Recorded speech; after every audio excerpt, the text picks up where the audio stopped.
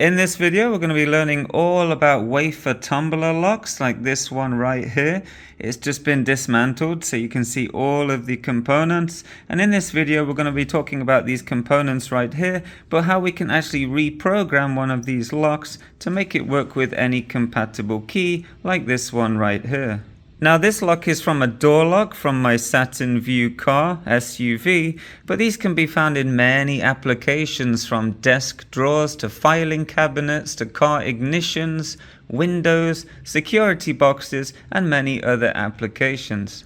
Now a wafer tumbler lock is a type of lock that uses a set of flat wafers like these ones here, and they prevent the lock from actually opening unless the correct key is inserted. This type of lock is similar to a pin tumbler lock like you might be familiar with, and it works on a very similar principle. So while we learn all about wafer type locks in this video, I'm going to be following an example through in this video with you. Now this lock is from my Saturn Vue SUV. It's a wafer type lock with little wafers inside, and when the key turns, as long as the wafers line up in the barrel of the lock right here, the car door will open. This is from the car door of that vehicle.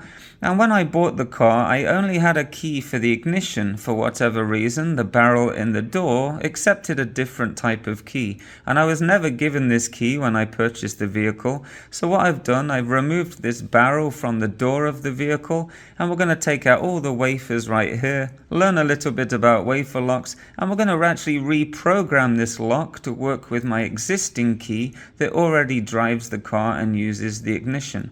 The things in this video will allow you to even do the opposite, take the ignition barrel out of the car and match it up with your door key, for example, or any other application even if you don't have a vehicle. And that's what we're going to be doing in this example right here. And when we've reprogrammed the barrel, I'm going to install it back into the car, and we're going to have a single key to open the doors of the car and also drive the car. So let's get going. So why might you want to watch this video? Well, maybe your existing lock has been damaged due to theft. People tend to like sticking screwdrivers in things and completely ruining locks internally. Maybe you've purchased a new lock and you want to reprogram it with your existing key. Any of those reasons will work. Maybe you have one key for the door, one key for the ignition, and you just want to match them up, which is pretty much what we're doing in this video right here.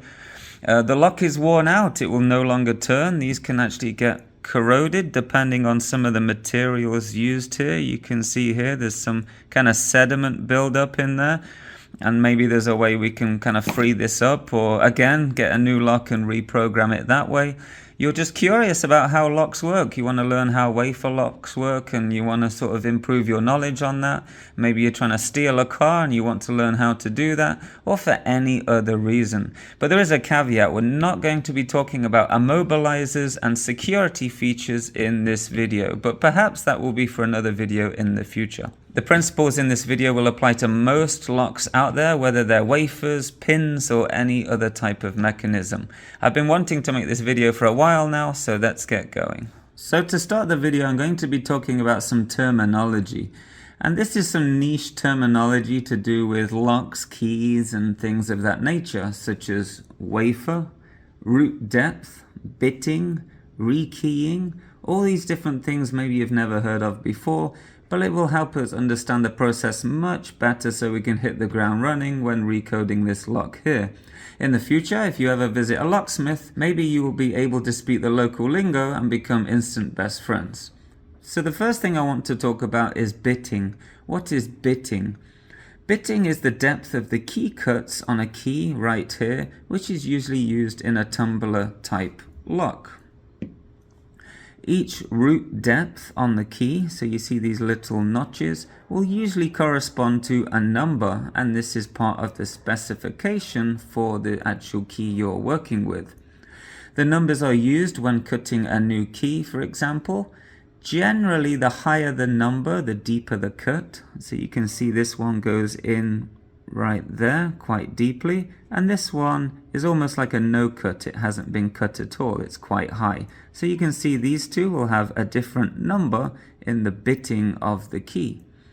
So generally the higher the number, the deeper the cut, and where the lowest number will usually be not a cut at all. So if you imagine a blank key, this section right here doesn't even look like it's been cut at all, whereas this one looks very deep, so it looks like a very deep cut. And this will be expressed in the bitting of the key. Now the bitting of the key, like this one for example, this key here has 10 cuts. The bitting will read something like 1 3 1 4 4 3 1 2 3 4, where the highest number is the deepest parts and the lowest number is a no cut right here, the highest part. Now there are a number of caveats with this. The number of cuts on a key and the depth of each cut depends on the manufacturer of the key. This is an Ilco B102P key. That probably means nothing to you, but don't worry about that.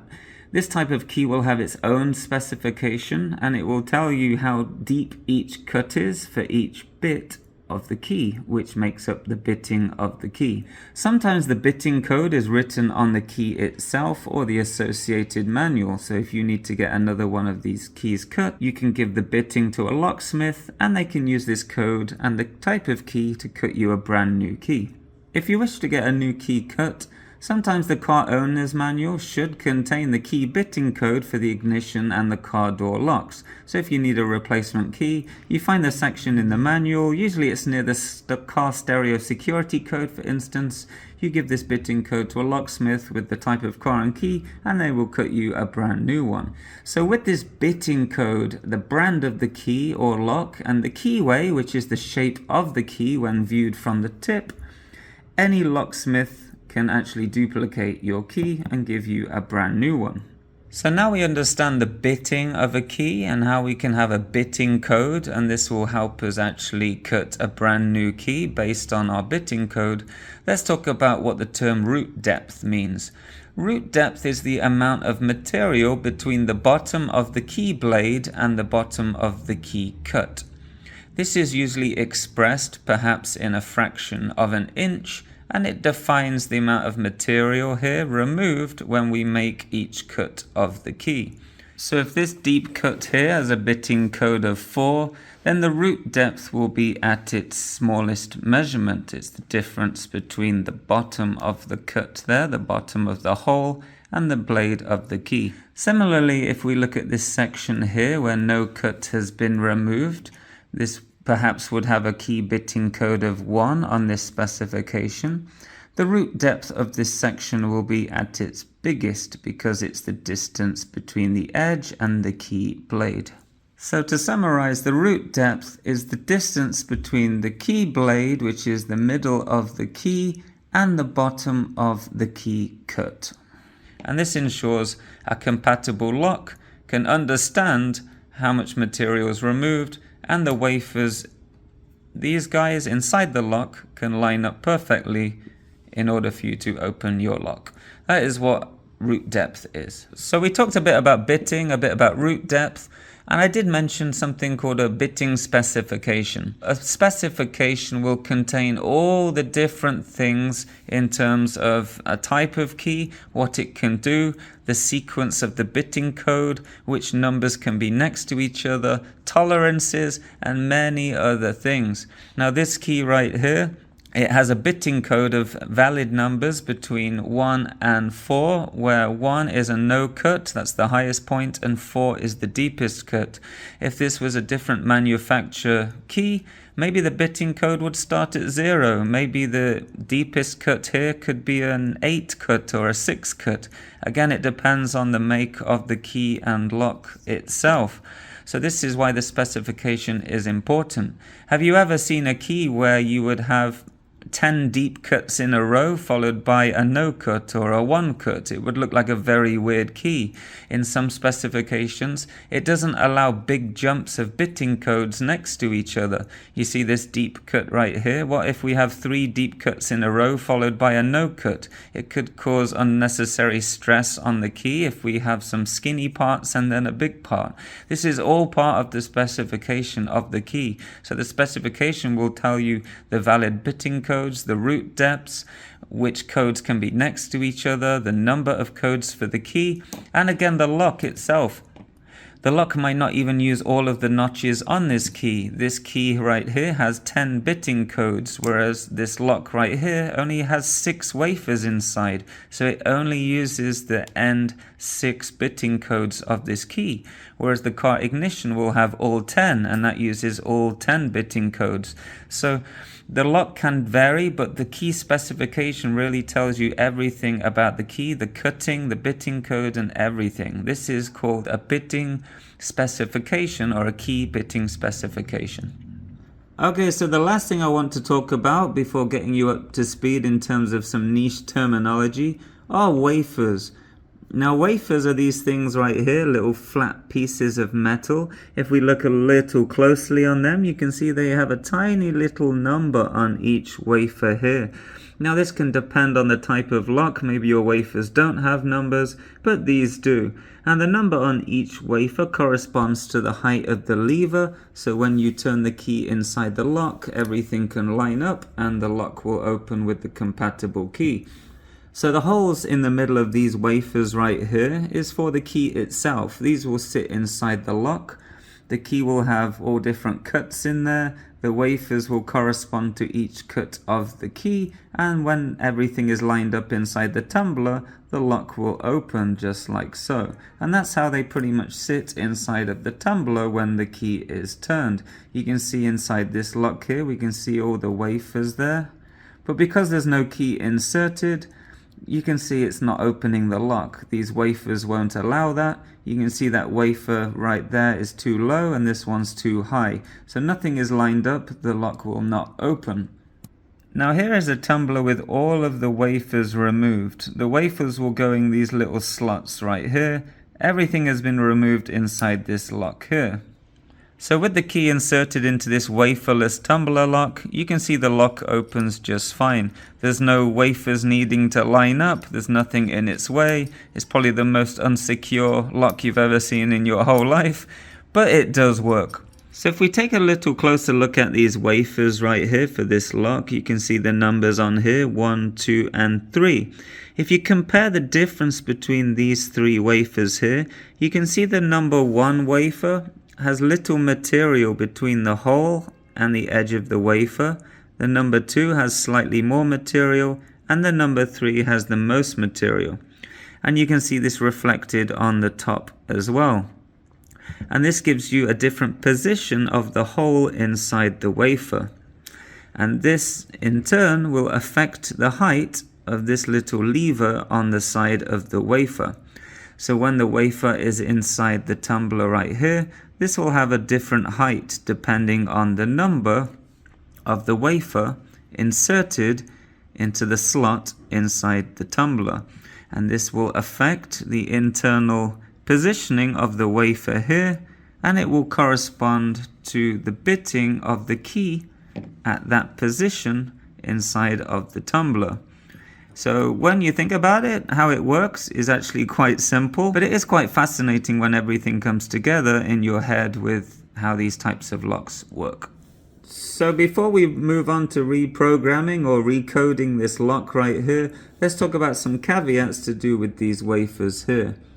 Now all wafers are usually different. You can't take the wafers out of a different lock for an incompatible key and expect the wafers to be the same. This is going to depend on the manufacturer of the wafers. It's like having an Adidas or a Nike product, for example. You just have to stick with the same manufacturer and type of lock to make sure your wafers are the same thickness, the same height, the same shape, and the same part of the same specification. So this is very important. We should only be using wafers in compatible locks for our compatible key. Now wafer tumbler locks can really have any number of practical amount of wafers internally. This tumbler right here has 6 wafers. So if we look inside the tumbler itself, there's 3 wafers pointing out the top and 3 pointing out the bottom, 6 in total. This is from a car door. A car ignition for this type of key has all 10. This key supports 10 wafers. It can easily support 4 wafers, 6 wafers, depending on how much of the key is inserted into the lock. When looking at different types of wafer locks, you may notice that the wafers aren't in one piece just like this. They might be split into two pieces just to add a little complexity.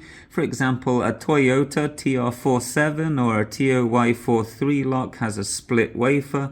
The principle works exactly the same. It just introduces a bit of complexity.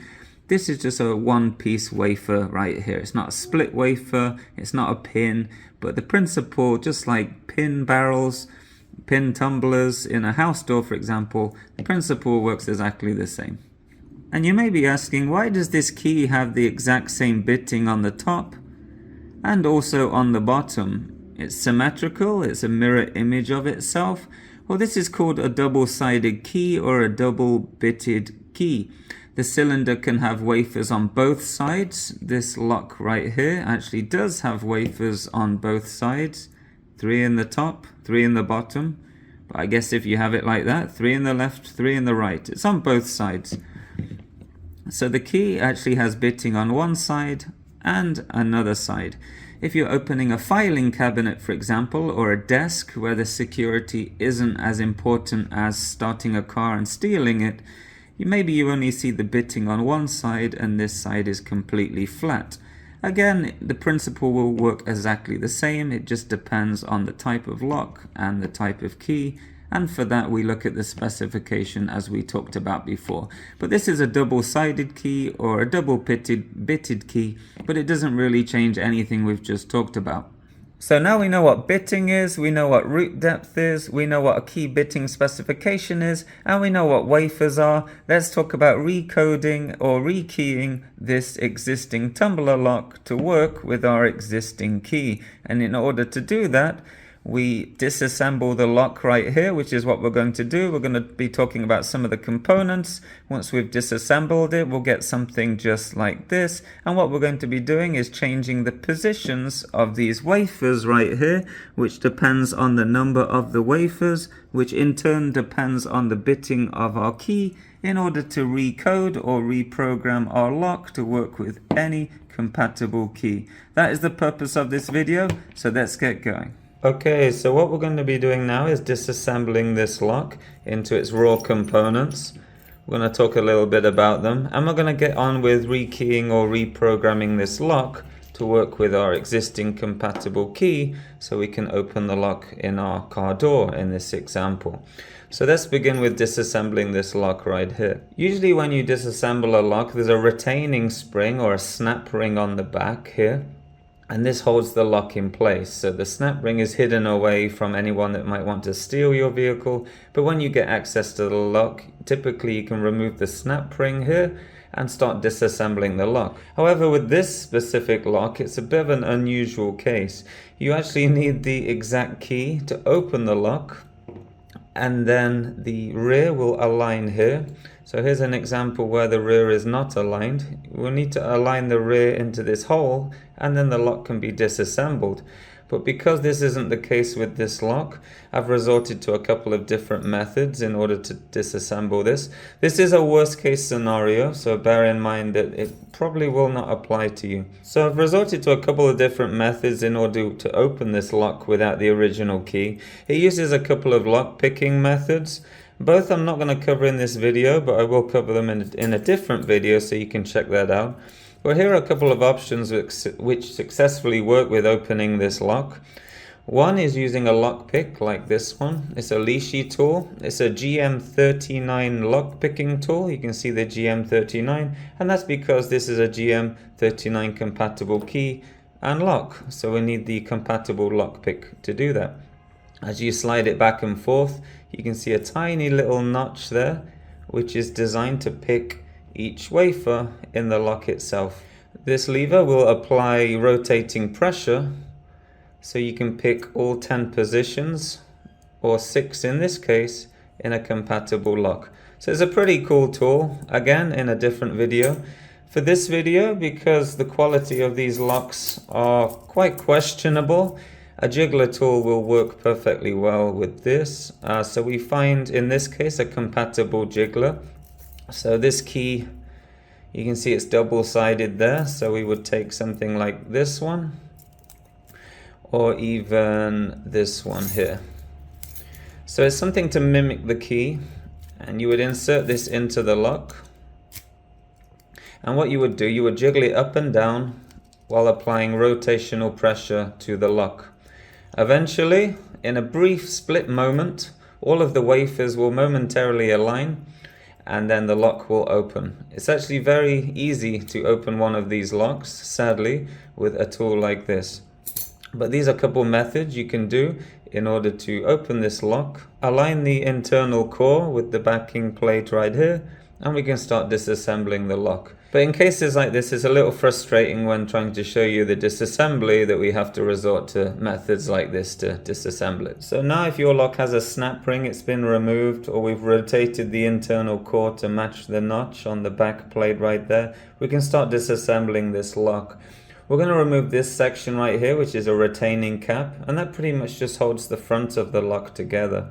Once we've removed that, this section just pulls away.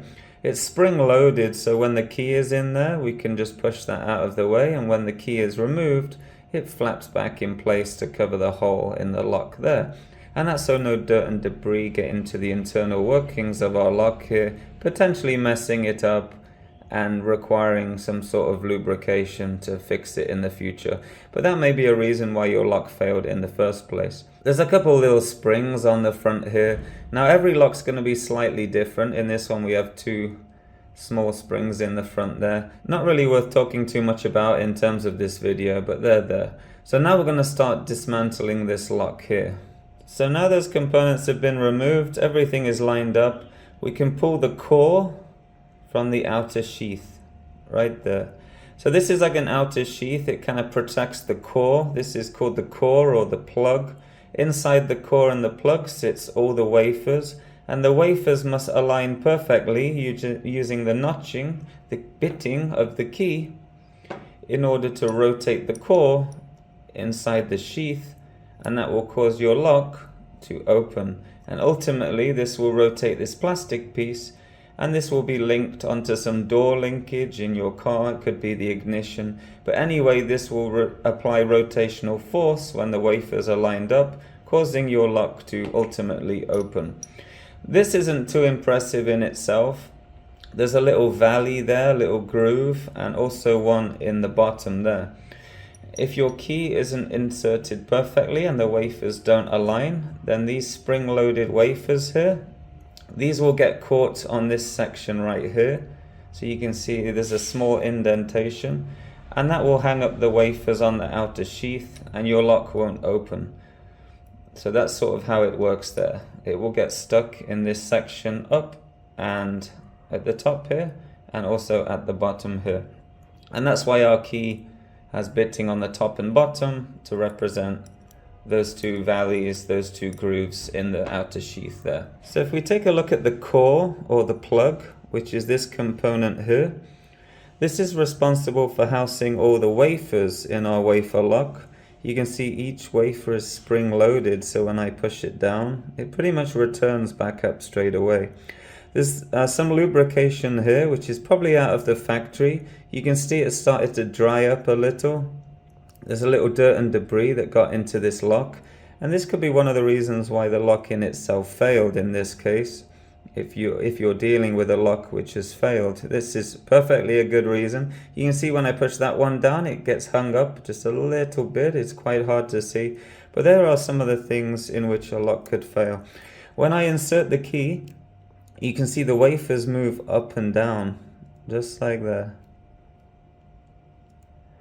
So the idea is, if the wafers in these positions, 3 at the top, 3 in the bottom, line up perfectly due to the bitting of the key, which is what we talked about before, all the wafers will align perfectly.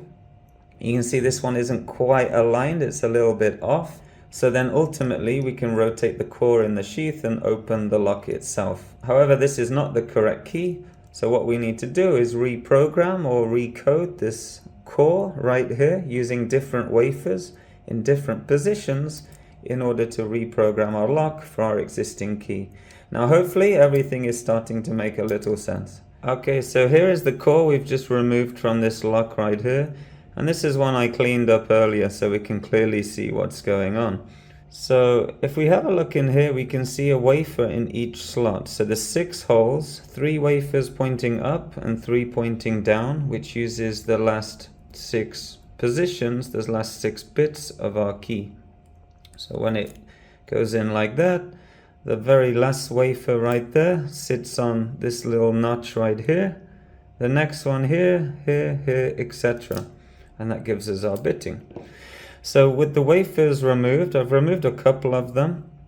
It's a little tricky. You need some good fingernails or some pliers or anything like that. It's a little fiddly to work with, but what I find works quite well is if you push it up from the opposite side like that, you can remove one of the wafers here. There, it looks just like that, and you can see it sits on a little spring. So 3 springs in the top here, and also 3 springs in the bottom. That's those small circles there. They pretty much just sit in there. There's not too much going on with that. And the spring sits on this little lever of the wafer right there. So when the wafer is inserted into the lock, it would go in just like this, and the little lever sits on the spring. You give it a little push, and then it has that bounce that we saw earlier in the video. And we've just inserted a wafer into a core of a lock. It's quite easy, isn't it?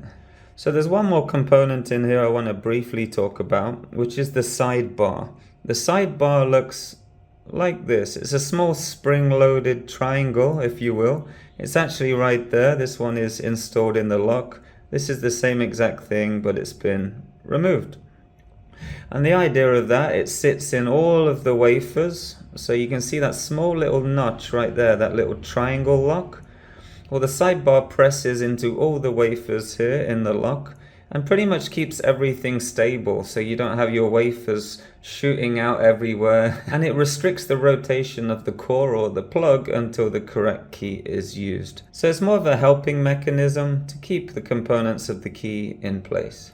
So if you've been following the video so far, everything might become obvious now. So what we're going to do, we're going to be reprogramming this lock here for our compatible key. And by watching the remainder of this video, we can find out the bitting of an existing key, reprogram our lock to fit our compatible key, and then go from there. Okay, so the big question is, how do we find out the bitting of our existing key? There's lots of things you can do this in order to get the right answer. It just depends which one is best for you.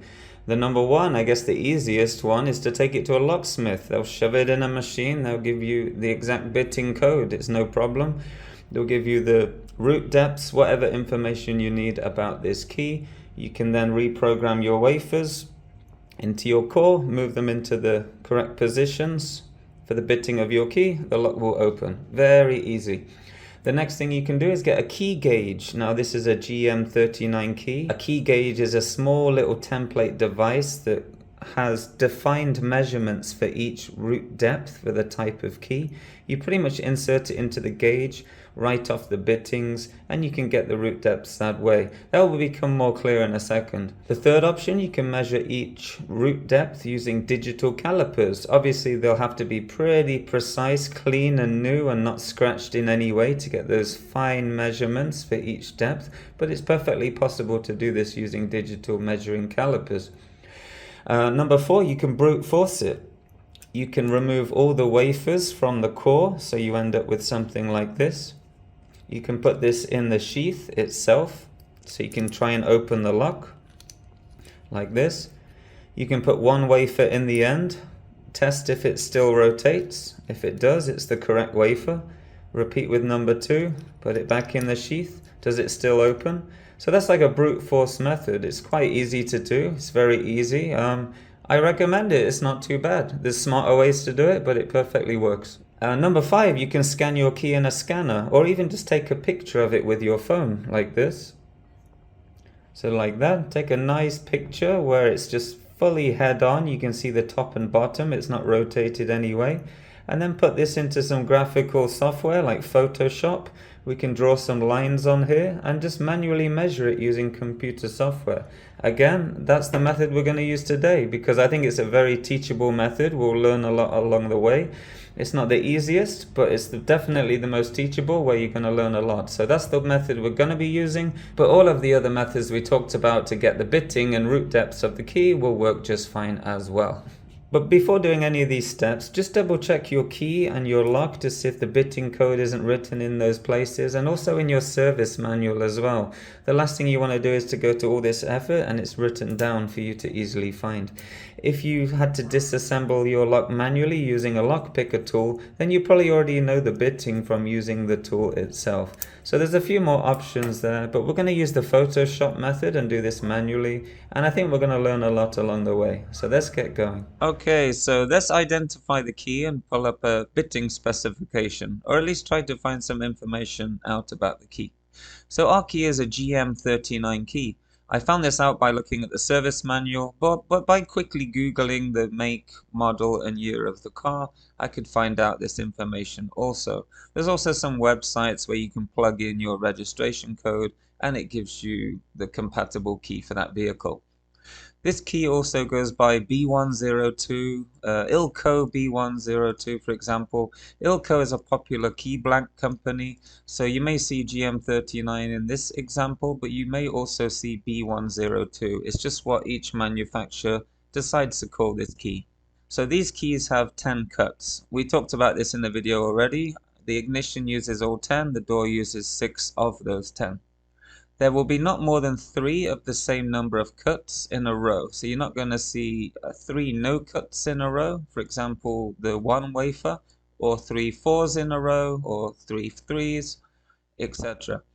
There will not be a difference of 2 cut sizes next to each other. So a number 4 wafer will never be next to a number 1 wafer.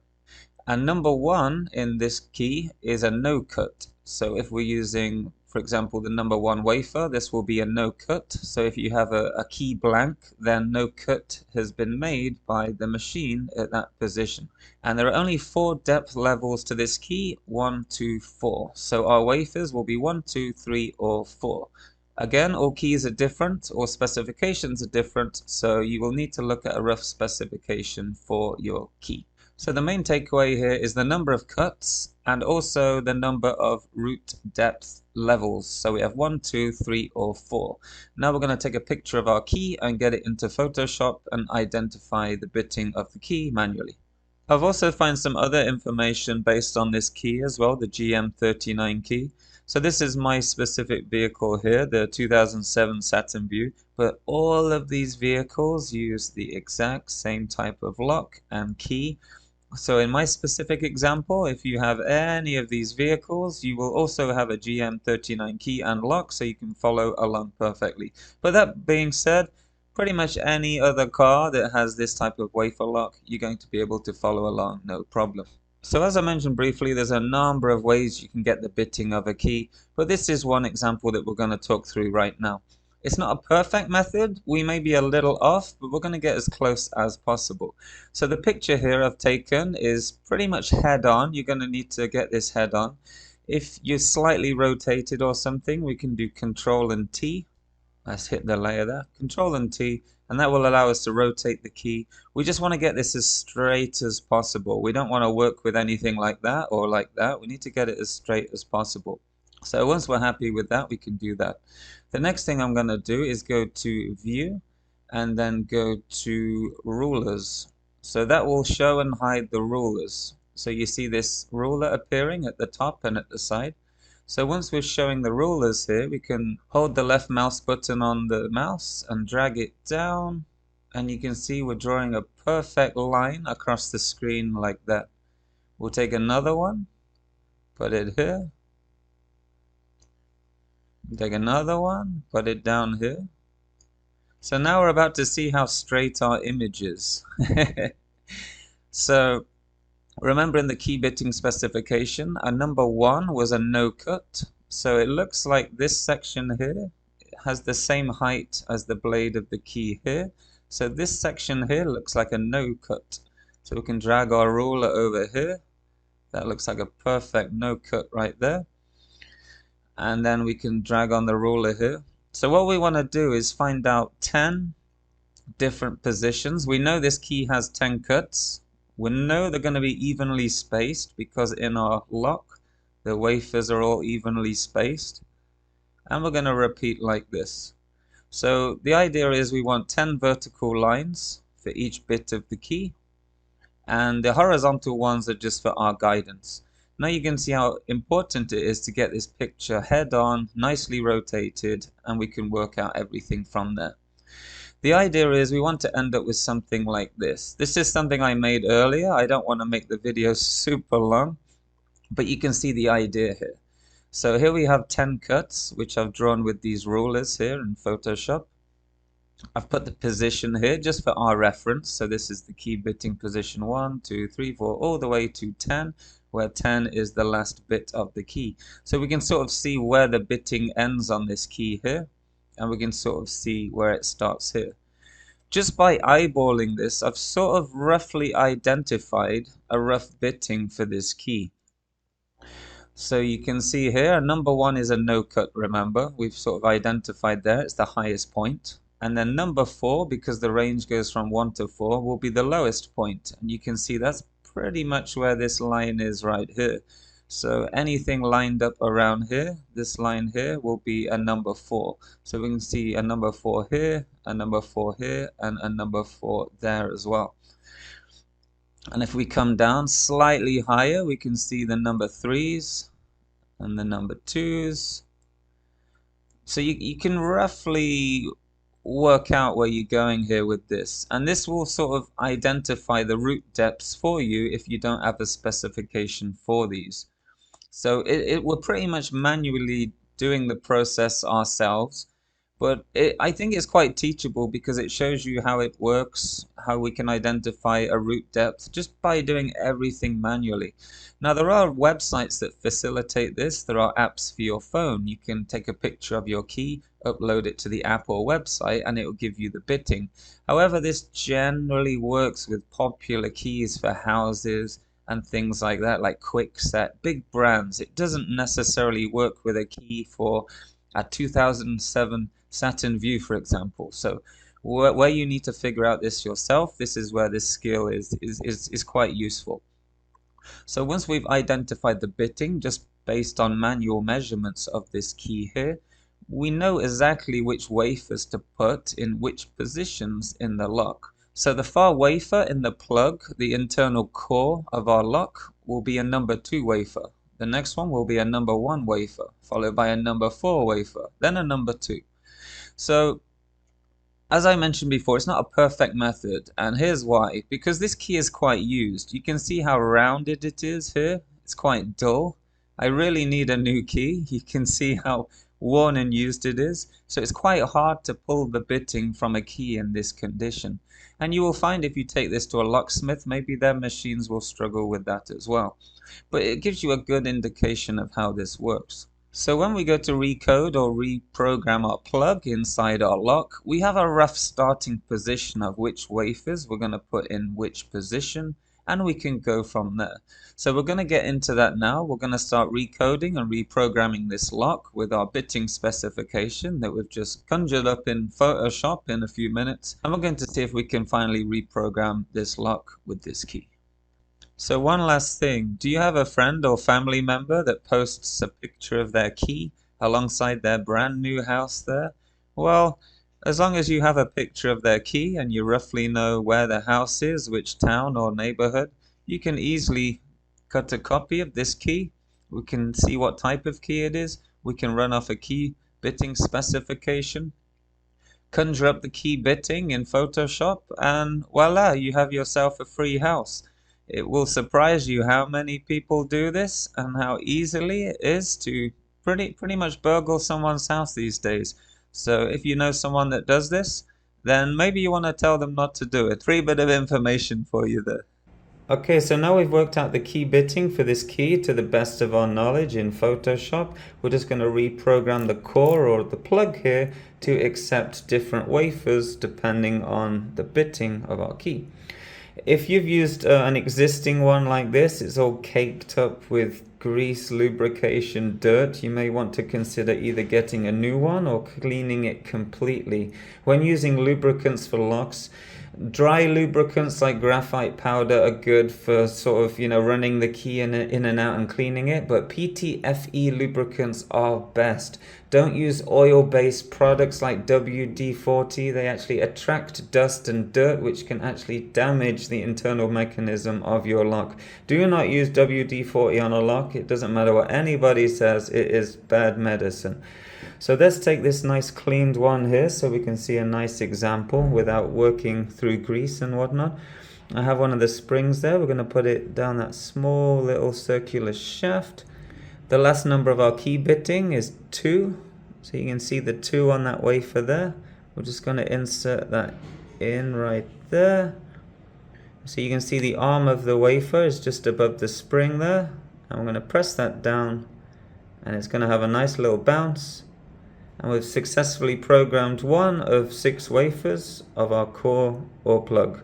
Let's continue with the other 5. Okay, the next is a 1, so we're going to flip it upside down, put the spring in the hole right there, and insert a number 1 wafer right there. Flip it around, arm on the spring, press down until it has that kind of bounce. And then we can work with the third one, which is going to be this one here. And when installing these, don't forget your sidebar. Make sure it's inserted in there. It's easy to forget that. It actually only enters this way. You can't put it in from the side. So if you forget that, you're going to have to take all the wafers out, insert it through here into position, and then redo all your wafers again. So that's 2 of 6 wafers. Let's continue with the last 4. The other thing you can do is slowly put in 1 wafer one by one. You can insert 1 wafer, put it into the outer sheath here, and see if the lock opens with the key. In this case it does, so we know that these 2 wafer positions are correct. You can repeat the process, put in the 3rd wafer. Does it turn? If it does, the wafer is correct. You can use this to work out the bitting of the key, or you can do this, so if you're unsure about your bitting, you don't want to get the key stuck in the locked position. So there's a couple of different reasons to do it this way. It does work, and I think it's a good idea. So the Photoshop method, it may not be an exact bitting, but you can get a good estimate of where you should be with these wafers. I've just inserted the key here. You can see almost all of them line up perfectly. I'm not sure about that 3rd one there. It sits a little high. It might just be 1 bit off, but it's a pretty good approximation. But when you combine it with the sort of method of inserting 1 wafer, turning it, you get a good indication of where the wafers should be, and you can fine tweak that from there. Again, easier method, you can take it to a locksmith, but this video sort of demonstrates the understanding of the reprogramming, recoding process with wafer locks like this one here.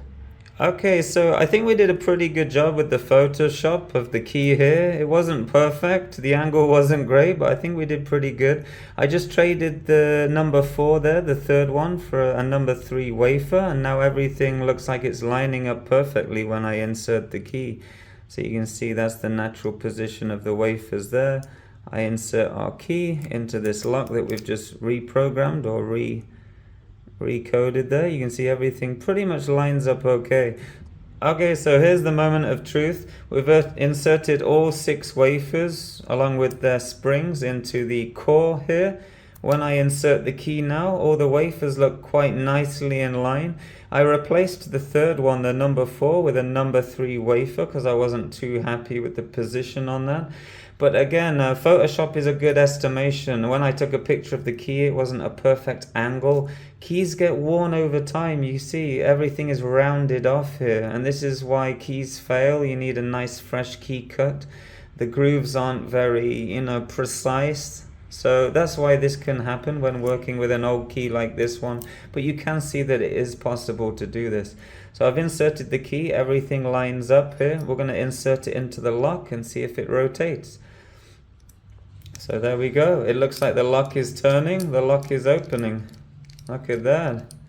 So we've successfully recoded or reprogrammed a lock here with a GM39 key. Again, this principle will not only apply to car doors, but car ignitions, desks, filing cabinets.